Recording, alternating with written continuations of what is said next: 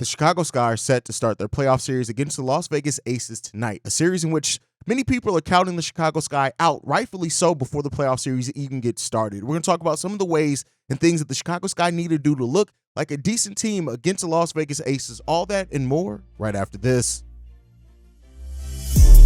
Welcome to Chicago Sky Central, and here's your host, Haize.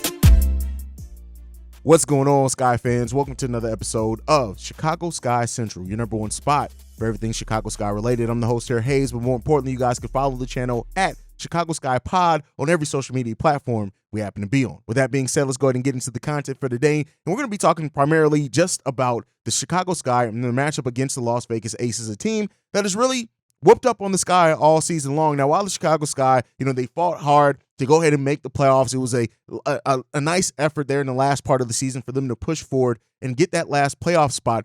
This is a series that, the Sky don't really, on paper stand a chance. And because of that, the Sky are going to have to really hang their hats on a lot of the things that they do well. And when they've showed their flashes over the season, the Las Vegas Aces are a team that lead the league in scoring per game as a team. They are top in the league at field goal percentage per game. They also are top in free throw shooting percentage per game. And then on the defensive side, right, they are the fifth team overall defensively. And then they also have the fifth most rebounds per game in the WNBA. They have the most blocks per game in the WNBA and the second most steals per game in the WNBA. What does that mean? That means that the Las Vegas Aces are legit. They are a stacked team that execute on both sides of the ball. They give effort, and they snuff out teams that their opponents and take away the things that they do best. And the Chicago Sky are going to have to come into this game with a level of focus that we've seen in spurts from the Sky team, right? But not anything that's been sustained. Our longest win streak of the season, 3 games, but then we've had multiple losing streaks of 3 or 4 games per season. And so the Sky are going to have to dig in really and, try to find out what they can do well against this team. And it's going to really put a priority on things that, players like Elizabeth Williams, right, who just is such a anchor for the Chicago Sky's defense, right, and what she's able to do with rebounding and block shots, and Dana Evans with what she's able to bring as well in defensive intensity off the bench and showing a little bit more of that scoring punch here in the last few games of the season. Elena Smith and her defense and rebounding and block shots as well, even more important for the Chicago Sky. So they're going to need the role players to step up big time. But overall, the Chicago Sky are going to have to come in here and try to rebound the ball as a team the best they can. With the Las Vegas Aces being one of the better rebounding teams in the league, and while the Chicago Sky aren't at the bottom of the league, they're I think the 11th or 12th best team in the WNBA as far as rebounds per game. They're going to have to rebound as a team and give that effort to go after the loose balls, to force deflections, to try to get some turnovers, limit transition points by the Las Vegas Aces, all that. But the point of attack defense is one of the most important things that the Chicago Sky need to bring into this game against the Las Vegas Aces, because if they do not, I tell you what, it's going to be a long, difficult, stressful, and downright almost impossible task for the Chicago Sky to really try to beat the Las Vegas Aces at home if they have laxes defensively. Now, we're going to talk about the offense here in a second, but when we've seen the Chicago team be the best that they've been, it's because they play really good defense, they rebound the ball well, especially defensively, and they get out and try to attack the other team's defense before they have a chance to set up in transition. And that is what the Chicago Sky are going to have to do at a big level in this game if they're going to want to try to, make it interesting, right? I have to be a realist. You guys know I'm a Chicago Sky fan through and through. That is my team. That is the team that I root for. I've never rooted for another WNBA team. It's been the Chicago Sky, literally, since they were formatted as a team. But overall, I have to be real. This is one of the biggest tests that we have ever seen the Chicago Sky face in the playoffs. And it's because, the Sky have been a very up and down team, and they're facing one of the most consistent teams. But one thing that we've seen with a team like the New York Liberty, who have had the most success against the Las Vegas Aces. Now, of course, I'm not saying the Chicago Sky have that level of talent that the Aces do, because we don't. I mean, that the Liberty do, because we don't. But when you get physical and you can play that physical game with the Las Vegas Aces, it does increase your chances. And so, players like Elena Smith, who are tough, players like Elizabeth Williams, Morgan Birch, who has been very tough for the Chicago Sky coming off the bench at times, a player like Robin Parks as well can make a big difference for the Chicago Sky in a game like this. And we're going to need to see big contributions for them if the Sky want to make this interesting. Now, on the offensive side of the ball, when you look at it, for the Chicago Sky, Marina Mabrey and Kalia Copper have to absolutely bring it. Kalia Copper with being able to attack, get to the lane, force free throws, right? Getting to the free throw line, finishing around the rim well. That is what Kalia Copper is going to have to bring. And she's going to have to bring it at the level that she's brought all season long, averaging the most points per game for her WNBA career. She's going to have to bring that and bring that in a big way for the Chicago Sky. And Marina Mabrey setting the record for the Chicago Sky this season on three-pointers made. We're going to need every bit of that, every bit of her ability to stretch the floor and set up the offense as well. And if we get that, it goes a long way. Over the course of this season, Marina Mabrey and Kalia Copper account for 41% of the Chicago Sky's overall points scored. And that is a huge section of those points being allocated to just two players. That's how important it is for Marina Mabrey and Kalia Copper to get going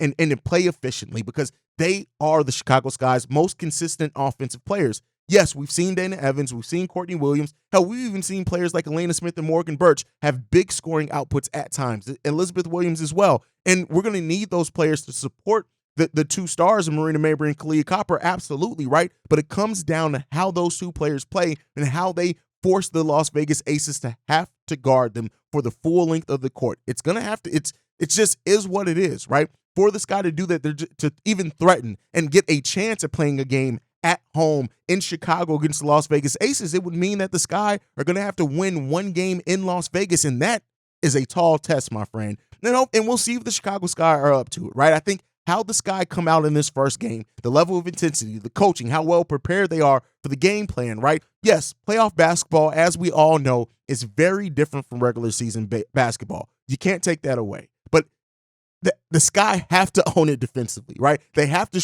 score efficiently on the offensive side of the ball. They have to limit their own turnovers while trying to force turnovers and getting out in transition when they can against the Las Vegas Aces. That just is what it is. The size, the defensive intensity, especially when you get players like Kelsey Plum, when you get players like A'ja Wilson going, listen, that's a hard team to really to defend, right? Because they can come and attack you from so many different ways. And I didn't even mention Chelsea Gray in that, right? We know Candace Parker is not playing in the series, is probably not going to play in any of the playoffs, but outside of that, right, they still have so many huge weapons on this team that you cannot come in here lacking at all. But A'ja Wilson, who's having an MVP caliber season, leading the Aces in points scored, rebounds, also blocks, right? Now, Chelsea Gray does lead the team in assists and steals, but listen, A'ja Wilson has absolutely been killing it this season, but it's not just her, right? They are not a one-trick pony. When you look at how that team plays together in totality, Jackie Young, Chelsea Gray, right? These are all players that can completely go off on you and set it off any game of this season. So, we'll end up seeing, man. I'm not going to count my team out by any stretch of the imagination. In no way am I saying the Sky should just go roll over and just take it. Like, I'm not saying that, but at the end of the day, like, this is a tall test and almost an insurmountable mountain that they have in front of them in the Las Vegas Aces. And how they play is going to be telling, right? How the coaching staff has them prepared, right? If they come out with a solid game plan and execute that while playing efficient on both sides of the ball, maybe anything's possible. But, we'll be here tonight to break it down after the game. It's a tip-off time of 10 p.m. Eastern, 9 p.m. Central Time, so it's a late game because they're playing out in Vegas. But overall, I tell you what, I'm keeping out hope for my team, absolutely. And I know how big of a test this is going to be for this team, and let's see if they're up to the challenge against the Las Vegas Aces. Now, before we go, I like to go around the W a little bit, and, shout out to A'Aliyah Boston for winning Rookie of the Year. It was no other question in my mind. She deserved every single bit of it. And, no controversy in this. A'Aliyah Boston, what the Indiana Fever have now, and a player to build around and a solid foundation overall, they are going to be a tough team to combat for years and years to come, especially as A'Aliyah Boston develops as well, and they keep building around her. When you have that anchor and a player that is a two-way player for you, on top of that, it makes it easy to build out your team. And the Indiana Fever have a great foundational piece in A'Aliyah Boston, and this is just a lady who, just plays the game the right way, has the right mindset, the right mentality, that dog mentality that you want to see from your basketball players. She has that every step of the way. And shout out also to Stewie, Brianna Stewart, who won the AP Player of the Year. There's some controversy in that. There's been a lot of discourse and conversation around it on WNBA Twitter as far as if it should have been A'ja Wilson, and we'll see who ends up being the MVP. But listen, Brianna Stewart has had a hell of a season, and some of the biggest performances we've ever seen in the WNBA have come this season, and they've come from Brianna Stewart. That is not to say Alyssa Thompson and A'ja Wilson have not also had great seasons. They absolutely had, and we'll see who ends up winning MVP in those votes. But Brianna Stewart's season and what she's done going to New York, that team who, started off, a little bit rougher than people were expecting, really hit the ground running once that continuity kind of kicked in.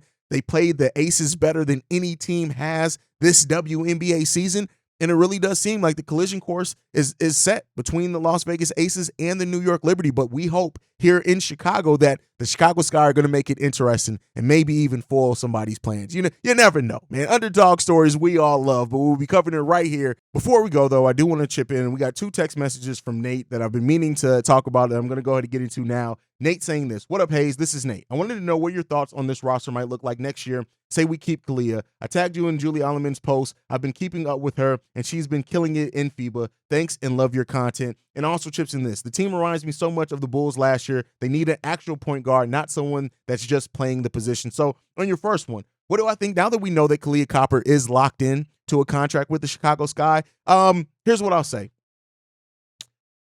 I think that the roster's pretty much set. I think they're going to, for the most part, right? And we'll see what the new GM brings to this team, right? We'll see if they do go out and they decide to kind of rejigger the roster or anything. But I think they're going to try to come back with this roster primarily intact if they can keep on to Elena Smith. I think they're going to bring in Isabel Harrison back, Rebecca Gardner, and really see what this roster looks like with the original roster that's set, because those are players that also are solid two-way players that also can pass. And I think the original vision for this roster, be it a James Wade vision, and we'll see if the new coach, whoever wants to keep that vision, is a team that can move the ball around. There's threats from all around the court. Everybody's a two-way player, and I think that that's a modern way to build it. Now, as far as the second one, actual point guard instead of somebody playing point guard, when you have Marina Mabrey, when you have Kahleah Copper, it's kind of you're set with that. And unless they plan on moving on from a player like Marina Mabrey, even with Courtney Williams kind of being the de facto point guard, but not really, right? I think that they're going to be a team that tries to spread the ball around between all the ladies. And I don't know if they get that. I know you said you kept in with Julie Allemand, and we'll see what happens there. But I think that it's hard to answer that question until we know who the new GM and coach is, and if they're going to try to change that style of play by the Chicago Sky. But Nate, thank you so much for sending that in. Trying to get better at reading the mailbag. So make sure you guys keep sending text messages, voicemails, send all that in, guys, and we'll tell you how to do that at the end of the show. Thank you guys so much for tuning in to another episode of Chicago Sky Central. Make sure you're following the show at Chicago Sky Pod on every social media platform that we're on. You can also send us any feedback, questions, comments, concerns, ChicagoSkyCentral@gmail.com. And then lastly, if you want to leave a text message and our voicemail, the number to do so, 773-270-2799. We are the #1 spot for everything Chicago Sky related, thanks to you guys. And like I like to end every episode on. See you guys the next time we go to Skytown. Peace, y'all. This has been a presentation of the Break Media.